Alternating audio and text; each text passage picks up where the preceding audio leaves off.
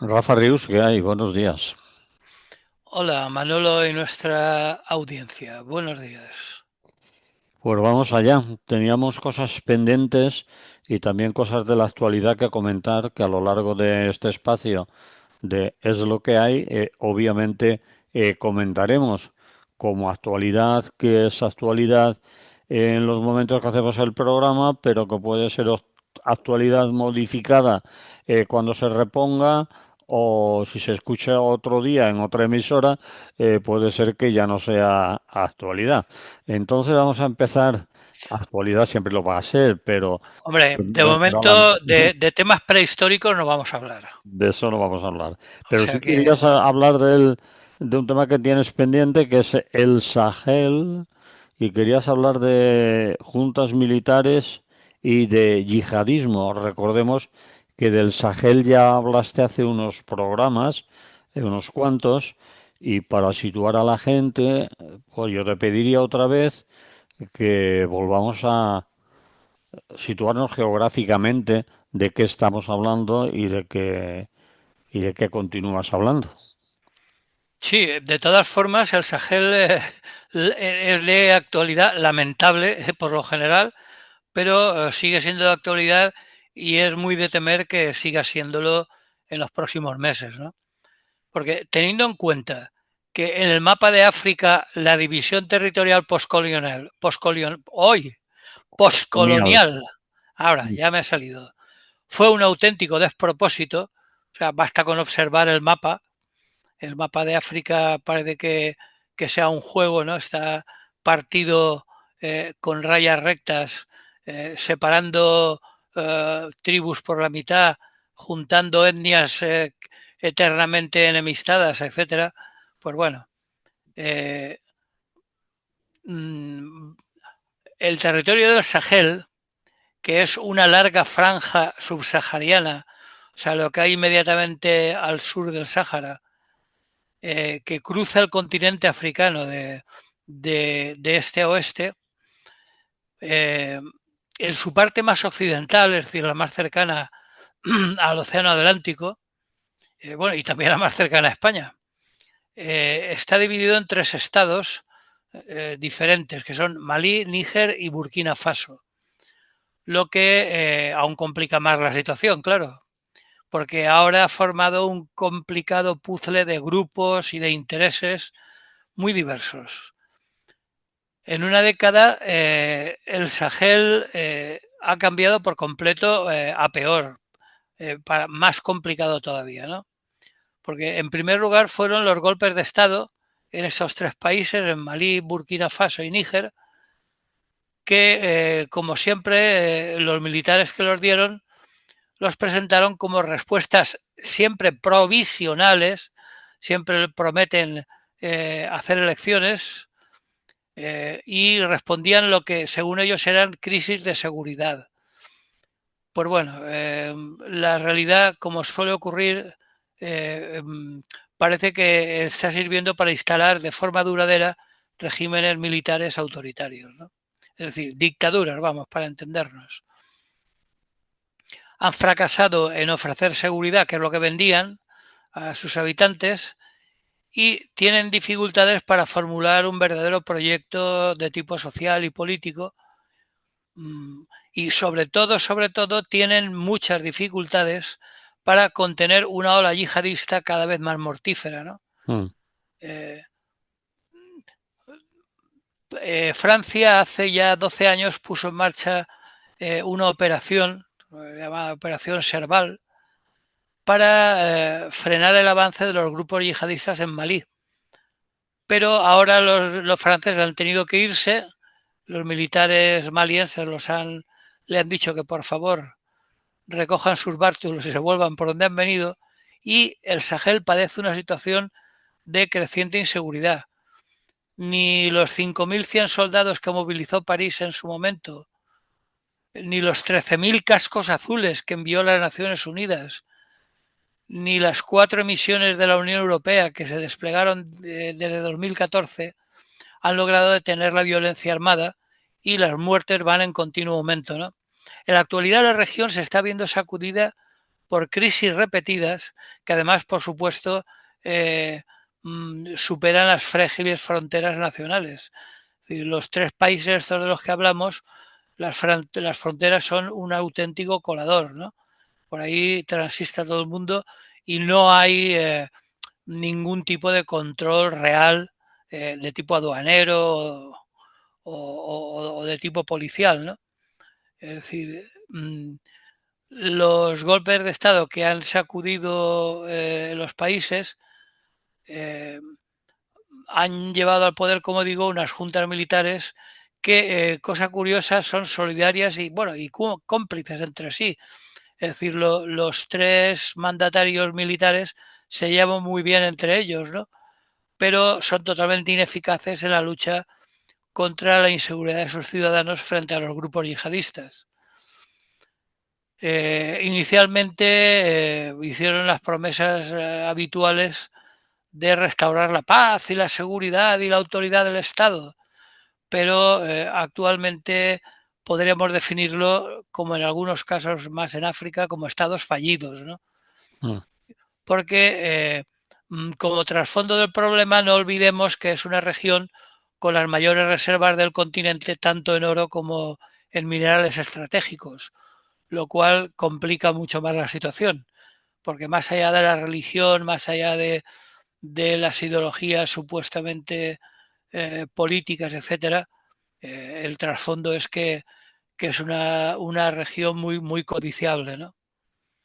Entonces, bueno, en estos momentos, o las últimas noticias que yo he podido rastrear a principios de este verano, a principios de julio, hay un grupo, el GESIM, el Grupo de Apoyo al Islam y a los Musulmanes, que es un afiliado a Al Qaeda. Y en 7 ataques coordinados al oeste de Malí, cerca de las fronteras con Senegal y Mauritania, provocó varias matanzas entre civiles, ¿no? Porque, bueno, ya en septiembre del año pasado, esta misma organización procedente a Al Qaeda había realizado en un solo día 2 incursiones en Bamako, en Malí, en las que mató a 70 miembros de las fuerzas de seguridad. Se fue a la Academia de Gendarmería, que es donde estudian los policías de Malí, y se hizo a 70. Y de paso pasó por el aeropuerto y destruyó el avión presidencial en el aeródromo militar de la ciudad. Es decir, que se metió hasta el corazón mismo de Malí, ¿no? Hasta Bamako, la Mm. capital. Y bueno, aquello fue una primera ofensiva, pero demostró que podían hacer lo que quisieran, ¿no? Es decir, que eran claramente superiores a las fuerzas regulares del ejército. Porque esas acciones muestran no solo que los grupos yihadistas circulan libremente por el Sahel, sino que ahora se puede sincronizar para realizar operaciones simultáneas como esta, ¿no? Que además tiene una poderosa carga simbólica. Es decir, destruir el avión presidencial, además de efectiva, es simbólica, ¿no? Y bueno, y la situación ha ido empeorando, ¿no? Eh, mm, Solo hace 10 años el Sahel era la región africana que más libre se veía del extremismo islámico. Pero ya en 2024 fue en el Sahel donde se produjeron un mayor número de muertes que llegó a ser hasta de 11.200 víctimas mortales en el Sahel occidental, ¿no? Y bueno, y a eso, por supuesto, eso eran víctimas, digamos, militares. A eso hay que añadirle 2.500 civiles asesinados el año pasado, ya incluso por las mismas fuerzas militares regulares o oficiales, que estaban apoyadas, creo que eso ya lo comentamos anteriormente, estaban apoyadas por sus socios rusos, los mercenarios de la Wagner, ¿no? Que han aparecido por allí para complicar aún más la situación. Porque a ello la Wagner se une a los dos mayores grupos yihadistas, que son este que yo comentaba, el del Estado Islámico, perdón, el de Al Qaeda y el del Estado Islámico, que tiene otro grupo despegado por allí. Creíamos que después de sus derrotas en Irak, y en Oriente Medio el Estado Islámico había desaparecido. Recordemos que incluso ocupó gran parte de Siria. Bueno, pues ahora ha resucitado en el Sahel, se llama así, el Estado Islámico en el Sahel, y que ya se dedican a explotar el malestar de la población hacia esas autoridades militares incapaces de protegerla, y se están dedicando a lo que suelen hacer siempre, ¿no? Ofrecer servicios básicos como el de luchar contra la inseguridad alimentaria, es decir, reparten comida entre la población local, alivian las tensiones relativas a la propiedad de la tierra, intentan resucitar una forma comunal de repartir la tierra. Y bueno, en Malí en concreto, la agencia oficial preveía la celebración de elecciones, pero la espera está resultando en vano, ¿no? Porque tienen parlamento y todo. Y en esta última de julio de este año, el Parlamento otorgó al general Assimi Goïta, que es el dictador de turno, un mandato presidencial de 5 años renovables sin necesidad de elecciones, lo cual, como vemos, el Parlamento sirve más bien para poco, ¿no? Y bueno, y en el resto pasa lo mismo. En Burkina Faso está un capitán, un tal Ibrahim Traoré, pero bueno, de momento él se ha autoproclamado, se ha autoprolongado su mandato en 60 meses, posponiendo las elecciones para 2029, es decir, sin edie. Prácticamente no hay elecciones, sobre todo porque teniendo en cuenta que los partidos políticos están de momento prohibidos en los 3 países, pues habría que cuestionarse la validez de estas elecciones si es que acaban celebrándose, cosa que es más que dudosa. Entre tanto, pues bueno, las libertades públicas están totalmente por el suelo, ¿no? Actos de intimidación, detenciones arbitrarias, alistamientos forzosos en el ejército, incluso ejecuciones sumarias que están golpeando duramente a las sociedades civiles, mientras que, por supuesto, la prensa está reducida totalmente al silencio, ¿no? Entonces, bueno, han formado una especie de asociación, o sea, Bamako, Ouagadougou y Niamey, que son las 3 capitales, han formado la Alianza de Estados del Sahel, la AES, y están haciendo, firmando pactos y alianzas y reforzando sus lazos con países como Rusia, China y Turquía. Es decir, que ahí está todo el mundo. Por si faltara algo, están también por allí los auténticos o los más antiguos habitantes de la zona. Bueno, que pululaban por allí, eran nómadas, pero por allí andaban, que son los bereberes, que también han formado una guerrilla y también se enfrentan, por un lado, con los ejércitos regulares de los 3 países en cuestión y por otro lado con los 2 grupos yihadistas que también pululan por allí, ¿no? Con lo cual el Sahel actualmente es un auténtico infierno en una guerra de guerrillas, de constantes escaramuzas de todos contra todos y en una situación absolutamente caótica que no lleva ningún tipo de visos de mejorar, ¿no? Porque, como digo, como he dicho antes, el problema es que es una zona muy rica, ¿no?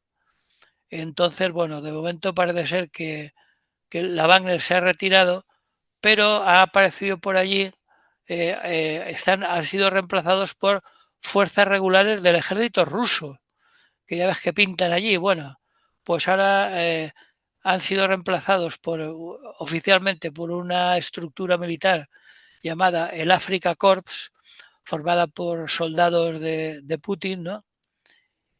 Y que está directamente a las órdenes del Ministerio de Defensa ruso. Estas fuerzas ya se han desplegado, han llevado material y equipos de última generación, blindados, piezas de artillería, un bombardero, en fin. también han enviado eso en Malí y también han enviado Rusia pequeños contingentes a los otros dos países, a Burkina Faso y a Níger. Total, que la situación, cada vez hay más actores mezclados en el caos y por si faltaba poco ha aparecido por ahí China, que al menos China, como suele hacer en el resto de África, ha ejercido una colonización pacífica, ofreciendo préstamos a fondo perdido y diversas ayudas económicas a los gobiernos. Eh, al menos no tiene soldados sobre el terreno, pero sí que está muy interesada, como el resto de países africanos, en controlar la situación, porque recordemos que China es una tradicional deficitaria en recursos, ¿no? Mm. De tipo mineral, combustibles, etcétera. Y por lo tanto, pues bueno, le interesa mucho la zona. O sea que faltaba China. Y bueno, y por si faltaba alguien, pues todavía era muy sencilla la cosa, es decir, los dos, recuerdo, por resumir, los dos grupos yihadistas, los tres ejércitos nacionales oficiales, los bereberes, el grupo guerrillero bereber, el ejército ruso, ¿eh? Y, y bueno, China, que como digo, de momento no ha enviado soldados y no creo que lo haga porque no es su sistema. Y por si faltaba algo en el baile, últimamente han aparecido por allí los turcos del señor Erdogan, porque parece ser que incluso es posible que Turquía acabe siendo la gran ganadora en la reconfiguración de alianzas en el Sahel. Es decir, no deja de reforzar sus lazos con los tres estados a base de entregas de armamento, proyectos de infraestructuras y, por supuesto, muestra un creciente interés por los recursos naturales de la región. Así que ya antes incluso en los golpes de Estado, pero últimamente se está intensificando, bueno, pues Ankara ya está construyéndoles mezquitas y hospitales en Níger, en Malí, y tiene la intención de presentarse como un socio fiable y capaz de brindar ayuda para poner fin a la amenaza yihadista. En cualquier caso, bueno, pues es salir de la sartén para caer en el fuego, pero bueno. Eh, incluso una empresa turca financió la reconstrucción del aeropuerto internacional de Niamey, eh, construyó en la capital un hotel de 5 estrellas para que sirviera de cumbre de la Unión Africana. En fin, está haciendo numerosas inversiones con un componente tan estratégico como simbólico, ¿no? Y incluso últimamente está estableciendo conexiones aéreas. La Turkish Airlines, que es la compañía aérea oficial de Turquía, ya vuela a los tres países, ¿no? Y por último, además, por si faltaba algo, se ha impuesto como principal proveedor de drones en toda África, pero especialmente en el Sahel, ¿no? Oh. Hoy sabemos que los cañones ya no se llevan, ahora se llevan más los drones de ataque y está abasteciendo de drones a todos los estados del Sahel. Tiene un modelo que se llama el Bayraktar T-22 o TB2, perdón, que son mucho más baratos. Turquía ha conseguido fabricar drones más baratos que el resto de modelos occidentales. Entonces está enviando allí drones e incluso instructores turcos para garantizar el mantenimiento de los aparatos y la formación de pilotos, vamos. Total, resumiendo el Sahel, una zona de África relativamente cercana a España, recordemos que está al otro lado del Sáhara, que tiene un gran valor económico y estratégico, que tiene muchos pretendientes y que está gravemente infectada de yihadismo, de dictaduras y de intereses de varios países, sobre todo, como Vale. digo, de Rusia, China y últimamente Turquía. O sea que el cacao es importante. Muy bien, sobre todo has estado hablando de el Sahel más occidental, porque la otra punta Recordemos que va hasta el Mar Rojo desde el Atlántico. Están países como Eritrea o Etiopía que, bueno, Sí, sí, bueno, tampoco es que estén libres están de caos.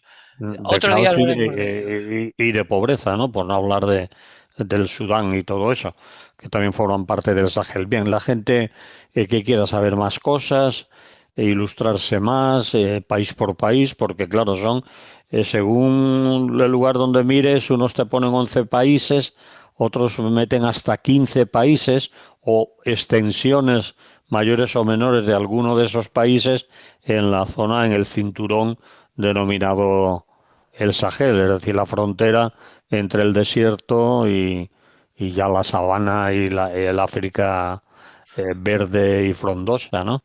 Sí, el Eh, Níger, el río Níger es la frontera, digamos. mm, Bien, Bueno, yo hoy me refería sobre todo a los tres estados que han formado la AES, no esta, ¿no? Es sí, que decir, están más a- Níger, Malí y Burkina Faso. sí, vale, pues. Eh, Bueno, un último apunte. Recordemos que otro de las zonas que está muy cerquita y al lado mismo es la República Árabe Saharaui, que la tenemos muy olvidada y de la que próximamente hablaremos. Muy bien, pues lo dejamos ahí. Llevamos 22 minutos. ¿Quieres que pongamos música o sigues con otro tema? Tú decides. No, pues si te parece ponemos algo de música porque el otro tema cambiamos por completo Vale, de pues panorama. ponemos música aquí.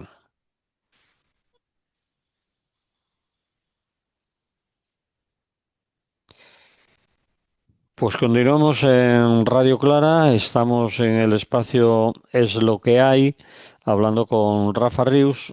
Hemos estado contando cosas del Sahel y ahora nos vamos a... Hemos venido a nuestro país. Tienes un segundo punto que es actualidad nacional. Y local, Y local, una que, bueno, fue estos días pasados y otra que va a ser próximamente, dices octubre 9 y 12 dos efemérides nacionalistas. Pues habla, ya estamos. sí, es que coinciden con el tiempo, están muy próximas.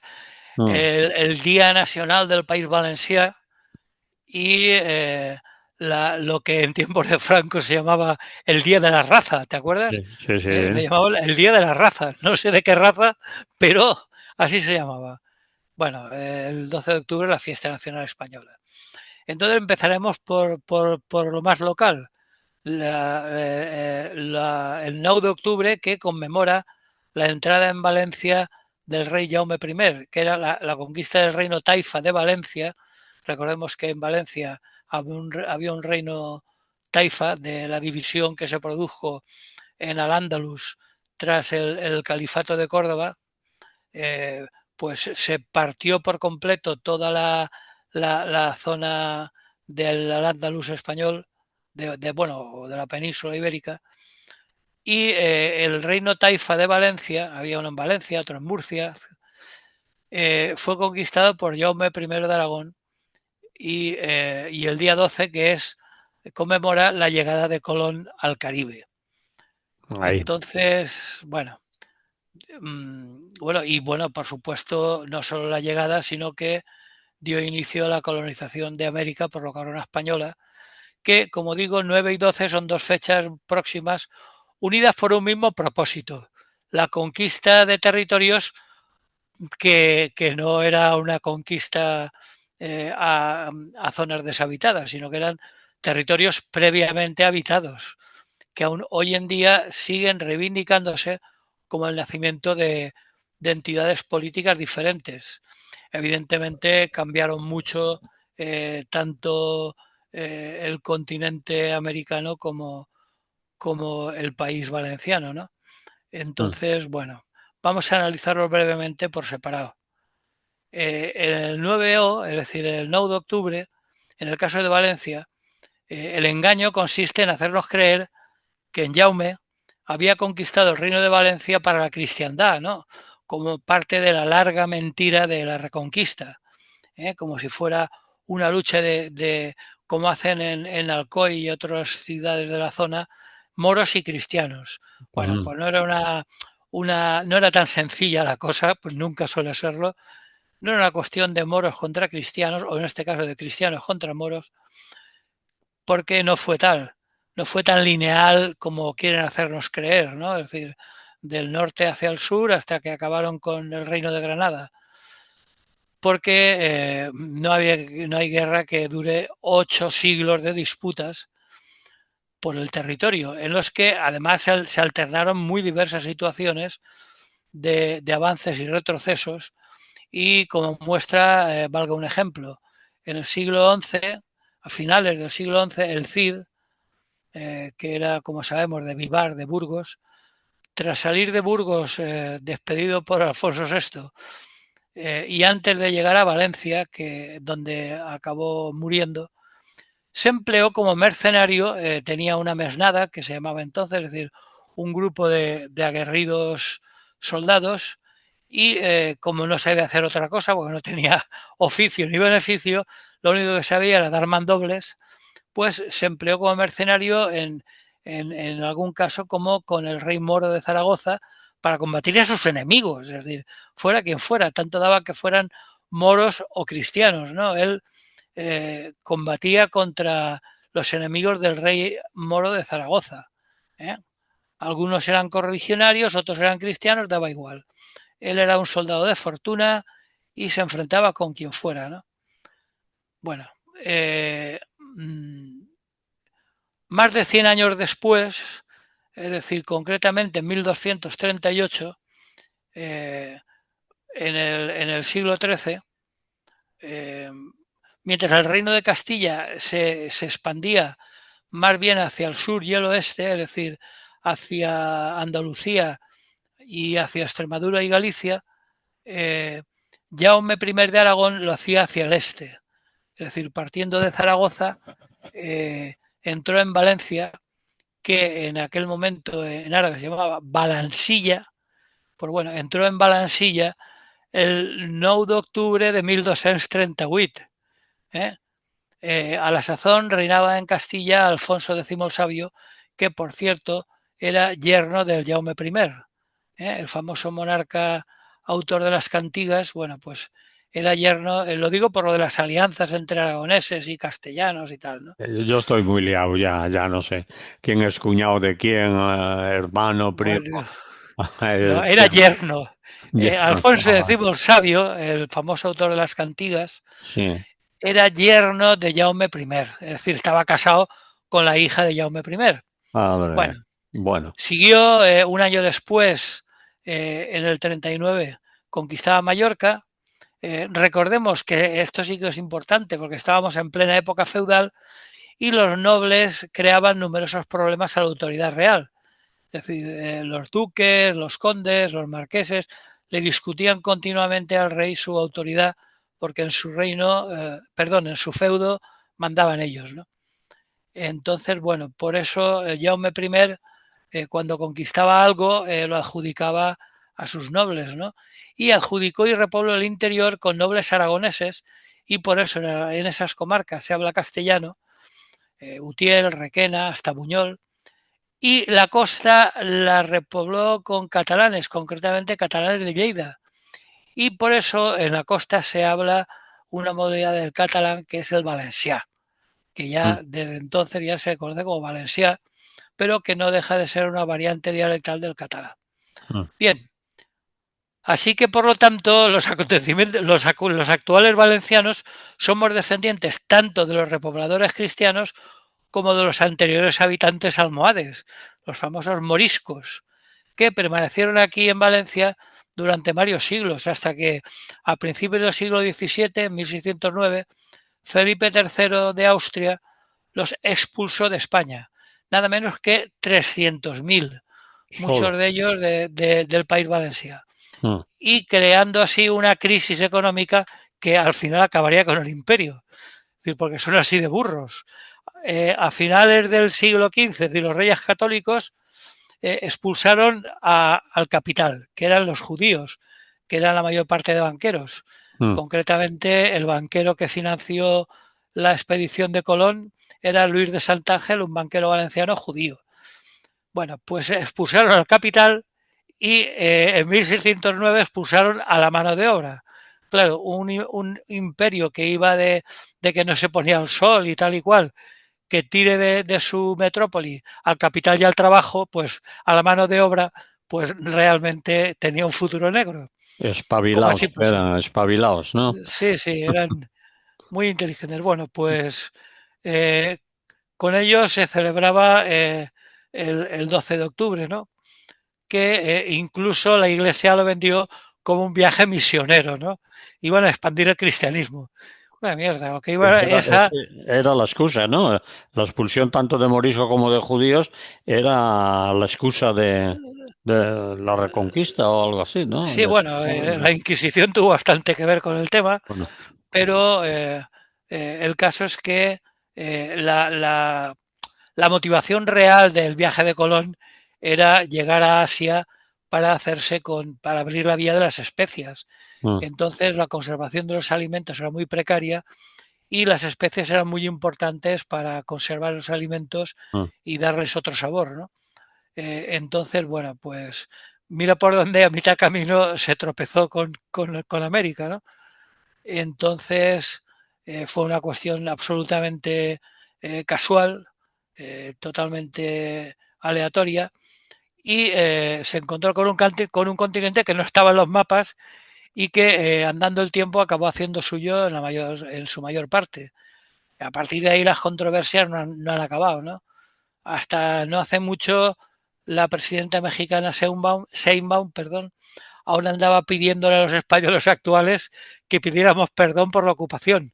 Y yo puedo asegurar que yo no iba con Hernán Cortés, yo ahí no estaba. Por lo tanto, no sé de qué tengo que pedirle perdón. Entonces, recordemos que los invasores iban a lo que iban y no eran precisamente unos angelitos. Pero no olvidemos que a la sazón la conquista, en concreto, por ejemplo, la de México, que era una minoría insignificante, fue posible porque los caciques locales, Tenochtitlán y Moctezuma, tampoco estaban en las mejores relaciones y fueron sus mutuas traiciones las que facilitaron la conquista de Hernán Cortés, ¿no? Entonces, bueno, se recuerda porque el 12 de octubre supuso el inicio de uno de los primeros casos de colonialismo europeo, cuando África todavía era desconocida, excepto en la costa atlántica por parte de Portugal, ¿no? Mm. Y bueno, y fueron el inicio de su lógico, bueno, lógico porque era de esperar, su lógico expolio económico y humano y así fue de mal en peor. Países muy ricos, pero que han tenido una historia bastante desdichada, porque sus sucesivas declaraciones de independencia a partir de principios del siglo XIX, pues no contribuyeron precisamente a mejorar mucho su situación. No sirvió de mucho el que los colonos españoles fueran sustituidos por la burguesía criolla, que siguió aumentando la brecha social y tampoco mejoró mucho la vida de los más precarios. Así que bueno, la utilización y manipulación del 12 de octubre hasta convertirlo en fiesta nacional, como digo, es una consecuencia lógica para un nacionalismo mal entendido, igual que ocurrió en el caso de Jaume I con el País Valencià. Por lo tanto, desde mi punto de vista, nada que celebrar. Esa frase te iba a soltar yo, nada que celebrar. Bueno, pues nos van a celebrar, ¿eh? Es decir, que Ya, ya. tú no tendrás nada que celebrar, pero nos lo van a celebrar, y nos lo van a retransmitir y nos lo van a meter hasta en la sopa, por no decir una Bueno, cochinada. Mazón en concreto le ha venido muy bien porque aquí en Valencia estamos amenazados de Dana Sí, y le ha venido bien como excusa para desconvocar la mayoría de actos del 9 de octubre, ¿no? sí. Entonces él sabía perfectamente que le iban a decir de todo menos guapo, porque además coincide con el primer aniversario de la Dana Mm. y por lo tanto la Dana actual le ha venido muy bien para suspender los actos. Pero bueno, en cualquier caso, repito, nada que celebrar. Muy bien, Rafa, pues vamos a aprovechar los últimos 10-12 minutos para que lo contengas, te contengas ahí, con una especie de miscelánea nacional para comentar cosas que en nuestro país están pasando y que tienen algunas una importancia, bueno, no iba a decir una importancia importante porque sería una burrada que lo dijera, pero es una importancia grave. Sociológica y sobre todo muy escorada hacia las mujeres. Eso es. Vamos a hablar de el tema del cribaje de cáncer de mama en Andalucía, que ha afectado a miles, está afectando a miles de mujeres. Cada vez que oímos informaciones, esos miles aumentan.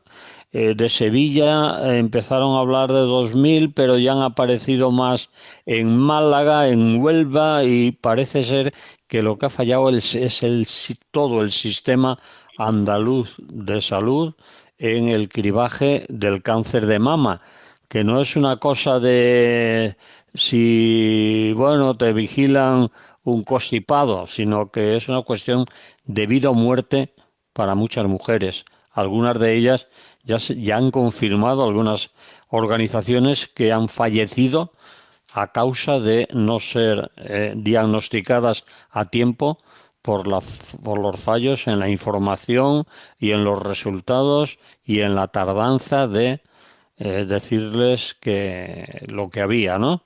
Ese era un tema. Y el otro, y te lo pongo junto para que tú te lo organices, es la señora Ayuso y su desobediencia a una ley, no a una orden, sino a una ley que tiene la obligación de cumplir, como tú y yo tenemos la obligación de en las carreteras circular por la derecha. Es una ley que, por muy presidenta de la Comunidad de Madrid que sea, ha dicho que ella no va a enviar ningún listado de médicos abortistas ni hospitales en los que no se realizan abortos en Madrid, en la sanidad pública, en la privada los que haga falta, pero en la pública parece ser que hay mucho objetor que después en la privada no lo es. Pero en fin, esas dos cosas. Vamos a ver cómo le hincas el diente. Pues hombre, es cierto que en la actualidad nacional de estos días, como estamos viendo en todo tipo de artículos, tertulias, etcétera, el tema de las mamografías que se destapó en Sevilla, pero que ahora está afectando no solo a otras provincias andaluzas, sino incluso de fuera de Andalucía, y no solo al cáncer de mama, sino a otro tipo de cánceres, Mm, como el de colon, y etcétera, pues está siendo de toda la actualidad porque es una cuestión muy grave. Porque hay dos cuestiones que hay que resaltar. En primer lugar, que es especialmente grave porque precisamente el cáncer de mama es uno de los que mejor pronóstico, si era detectado a tiempo, tenía. sí, Es decir, el que mayor índice de supervivencia tenía. Si el tamaño del tumor era de muy pocos centímetros, era mucho más fácil de tratar y el índice de supervivencia. supervivencia era mucho más alto. De hecho, seguro que todos conocemos a alguna mujer que ha pasado por la experiencia traumática del cáncer de mama y ahí está superviviendo después de bastantes años, ¿no? Mm, Entonces, eso por un lado. El no detectarlo a tiempo supone entre vivir o morir. mm, Y el que esas mamografías permanecieran en un cajón durante más de un año hacía que, como ya hemos visto diferentes testimonios que han aparecido estos días, hay muchas mujeres que están con quimios y con radios muy duras porque incluso con metástasis, porque no fueron cogidas a lo mejor más que al cabo de 2 años o más, ¿no? Entonces, muy grave.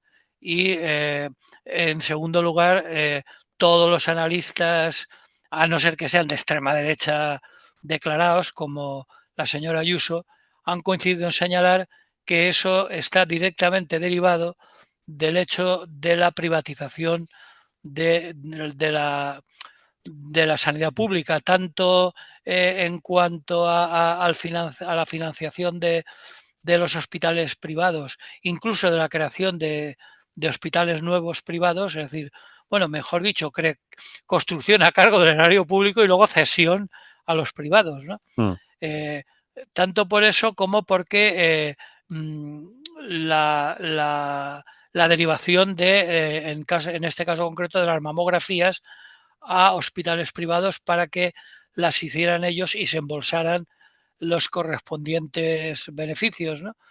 Entonces, bueno, yo creo que mi análisis es muy breve. Eso eh, eh, forma parte de todo un proceso de lógico en el Partido Popular de privatización y, por supuesto, no solo en Andalucía, sino en todas aquellas autonomías controladas por el Partido Popular. Es decir, porque la situación en Madrid no es mucho mejor, eh, hay listas de espera kilométricas, en Valencia el panorama tampoco es muy halagüeño que digamos, y en general en todas las comunidades el PP tiene a su cargo la Consejería de Sanidad, pues suele pasar lo mismo, ¿no? Porque la derivan a la sanidad privada y los beneficios van a la sanidad privada. Sería muy mal pensado el suponer que esa derivación supone beneficios económicos para los políticos del Partido Popular, pero en cualquier caso, algún tipo de beneficios sacarán de ello. Lo que sí que es evidente es que es una tónica general en todas las consejerías de sanidad del Partido Popular el favorecer, subvencionar y derivar casos hacia la sanidad privada. Ahí está, digamos, la madre del cordero de todo el escándalo que se ha producido con la aparición de estos 2.000 casos, que serán muchos más y que evidentemente es una auténtica monstruosidad, porque una mujer que ha ido a practicarse una mamografía ya tiene la sospecha en el cerebro, ¿no? Ya no vive tranquila, está pendiente de que alguien le diga cómo ha salido esa mamografía, sobre todo en todas aquellas que han dicho que son dudosas, ¿no? Pues bueno, si son dudosas, todo el tiempo que pasa hasta la confirmación de si han desarrollado un tumor o no, pues me imagino que las pobres mujeres sujetas a esa tortura estarán en vilo constantemente y psicológicamente se verán muy afectadas, lógicamente. ujú. Entonces, bueno, pues esa es la situación. Incluso, afortunadamente, se han unido, han creado asociaciones. En Andalucía hay una asociación AMAMA muy importante que ofrece todo tipo de asesoramientos a las mujeres y pues esperemos que la acción del Partido Socialista en el poder estatal, a pesar de que evidentemente las competencias de sanidad están transferidas a las autonomías, pero en un caso tan grave como este, el gobierno central debería de tomar las riendas en sus manos y buscar los trámites jurídicos necesarios para imponer soluciones drásticas a las consejerías del PP, ¿no? Porque esto ni puede continuar así, ni puede ser que las mujeres implicadas ya sigan esperando un milagro, ¿no? Entonces, bueno, yo creo que ahí mi opinión personal sería que el Partido Socialista, el gobierno, vamos, la ministra de Sanidad, debería de tomar cartas en el asunto y poner una solución muy drástica, porque si esperamos que lo haga la consejería del PP, mucho me temo que tendrían que seguir esperando.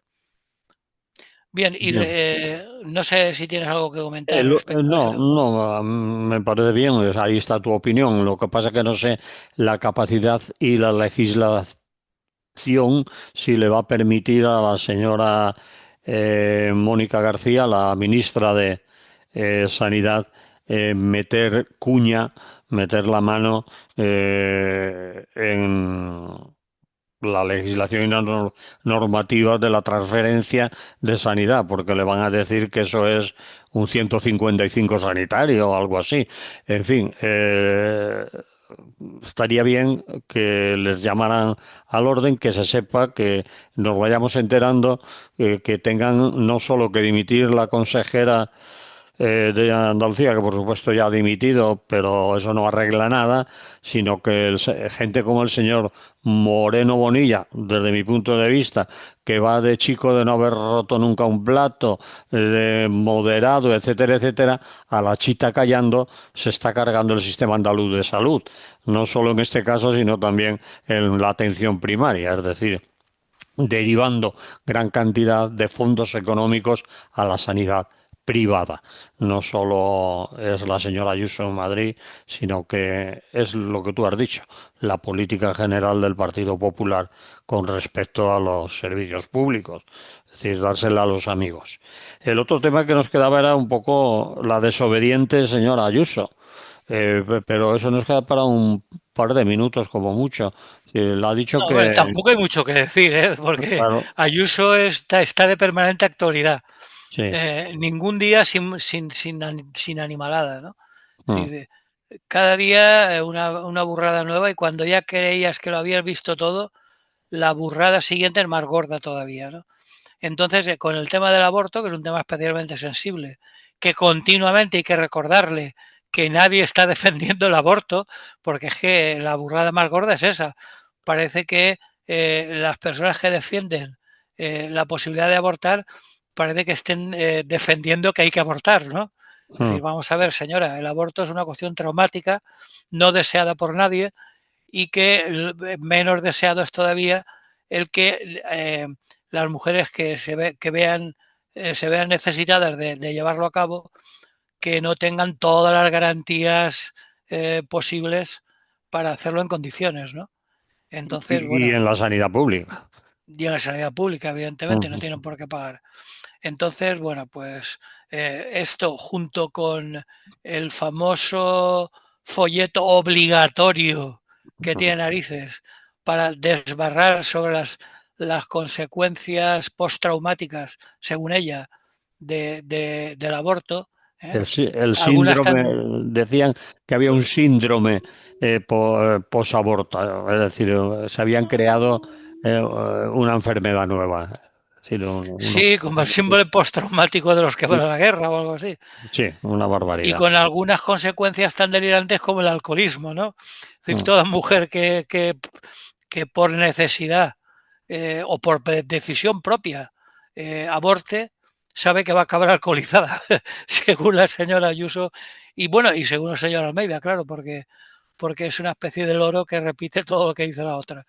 Bien, nada que decir que no pudiéramos imaginarlo, ¿no? Porque de aquí a las elecciones, sean cuando sean, todavía nos queda mucho que, que soportar. Ah. Eh, porque además es que llega un momento, ayer en concreto, una de las sorpresas relativas es que el señor Feijóo apareció en unas declaraciones diciendo que había que cumplir las leyes y que si había que cumplir, que si había una ley sobre interrupción voluntaria del embarazo, pues había que cumplirla. Claro, eso es un enfrentamiento directo con la señora Ayuso. Veremos cómo acaba la cosa de cara a las próximas elecciones, porque en el Congreso de este verano se fotografiaron abrazados, muy amiguetes y tal, pero es más que evidente que hay diferentes sensibilidades en el Partido Popular que van desde lo que podríamos llamar centro hasta la clara extrema derecha en competencia con Vox. Mm. Entonces, bueno, pues seguiremos aguantándolos, ¿qué vamos a hacer? Porque cambiar de rumbo me extrañaría mucho que cambiaran. Muy bien, Rafa, pues lo vamos a dejar aquí porque ya no estamos pasando del tiempo, así que Bien, únicamente hay un tema que durante esta semana se hablará mucho y sí. distintos tertulianos lo hablarán, que es el posible alto en fuego en Gaza. Ah, bueno, no nos Esperamos, podemos olvidar de eso, sí, sí, claro. esperemos que ayer el jueves, bueno, aparecían imágenes tanto en Israel como en Gaza de la gente dando saltos Mm. convencidos de que iba a llegar a buen puerto. Recordemos que no se trata del final del genocidio, sino solo de un alto el fuego, porque ayer mismo continuaban bombardeando Gaza. O sea que la cosa no está tan clara, pero en fin, como es un tema que estará de plena actualidad los próximos días, pues los diferentes tertulianos en la radio ya opinarán sobre ello.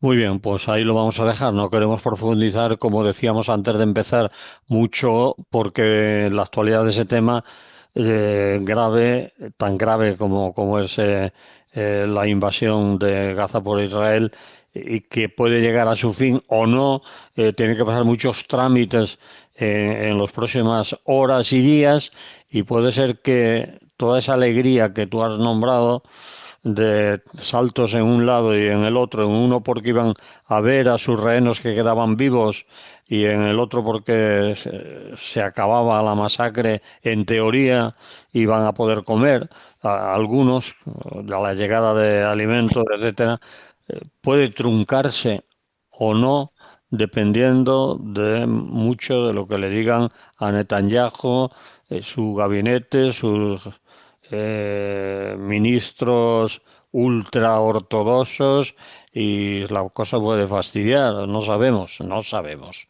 No sabemos cuál será el final definitivo y cómo será y si se romperá dentro de 2 días. En fin, ya veremos. Bueno, ayudaría a que a Donald Trump le dieran el Premio Nobel de la Paz. Pero ya le han dicho que ha llegado tarde, ya le han dicho que eso lo Sí, tenía que haber decidido antes.